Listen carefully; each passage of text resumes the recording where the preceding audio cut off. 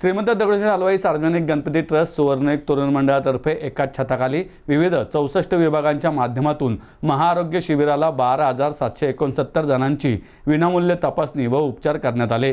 पुणे शहरासह राज्याच्या विविध भागातून आलेल्या रुग्णांच्या आरोग्याची काळजी घेत त्यांच्या विविध तपासण्या करीत साहित्य व औषधे वाटप देखील करण्यात आले।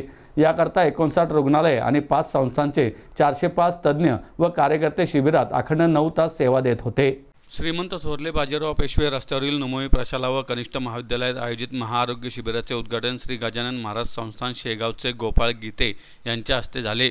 उद्घाटन प्रसंगी ट्रस्टचे अध्यक्ष सुनील रासने, कोषाध्यक्ष महेश सूर्यवंशी, सरचिटणीस व आमदार हेमंत रासने यासह पदाधिकारी व कार्यकर्ते उपस्थित होते। ट्रस्टच्या वतीने आरोग्य सेवा समन्वयक म्हणून राजेंद्र परदेशी यांनी काम केले।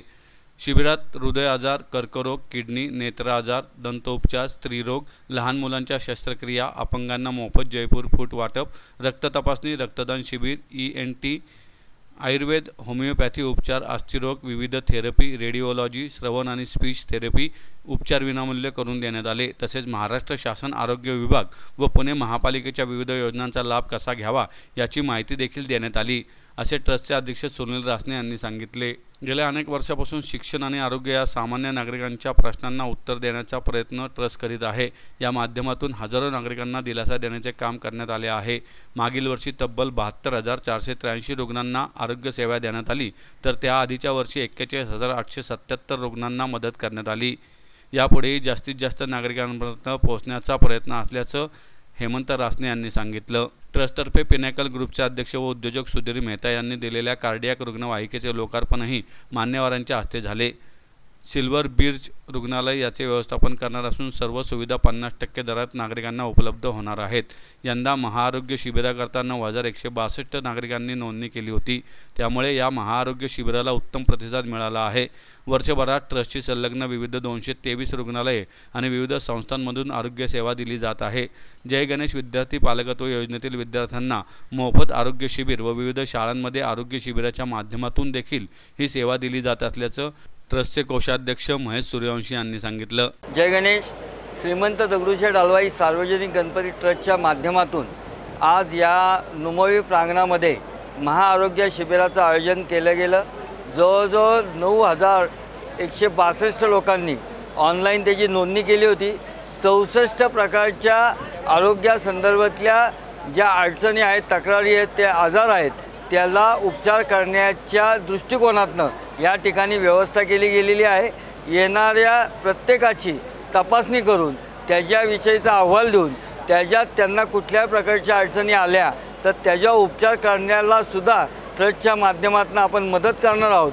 आत्तापर्यंत मागच्या वर्षी जवळजवळ 73,000 रुग्णांना वेगवेगळ्या प्रकारच्या आजारातनं मुक्त करण्याचा प्रयत्न ट्रस्टच्या माध्यमातून झाला। त्याच्या मागच्या वर्षी 43,000 जणांना आपण वेगवेगळ्या प्रकारच्या आरोग्याच्या सुविधा देऊन त्यांनाही त्यांचंही आरोग्य चांगलं करण्याच्या दृष्टिकोनातून ट्रस्टच्या माध्यमातून प्रयत्न झाला। ससूनमध्ये एक आपलं मोठ्या प्रमाणातलं काम त्या ठिकाणी सुद्धा आपलं चालू आहे। आरोग्य आणि शिक्षण या विषयात समाजाला आत्ता ज्या पद्धतीला सामोरं जावं लागतं त्या लोकांना दिलासा देण्याचं काम गणपती बाप्पाच्या आशीर्वादाने ट्रस्टच्या माध्यमातून आपण करतोय।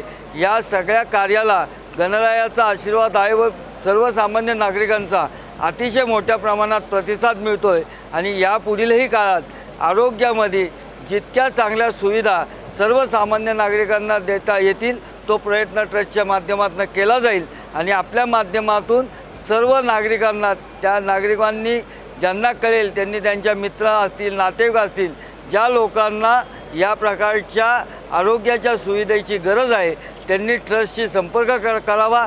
आमच्या आरोग्य विभागाचे प्रमुख राजेंद्र परदेशी हे दिवसभर त्या कामाकरता त्यांच्याबरोबर असणारी टीम ही त्याकरता कार्यरत असते। पुन्हा एकदा आपण ह्या सोयीचा लाभ घ्यावा आणि ज्यांनी घेतला नसेल त्यांनी पुढील काळात घ्यावा एवढं आव्हान करतो आणि माझे 2 शब्द संपवतो। जय गणेश, जय गणेश, जय गणेश।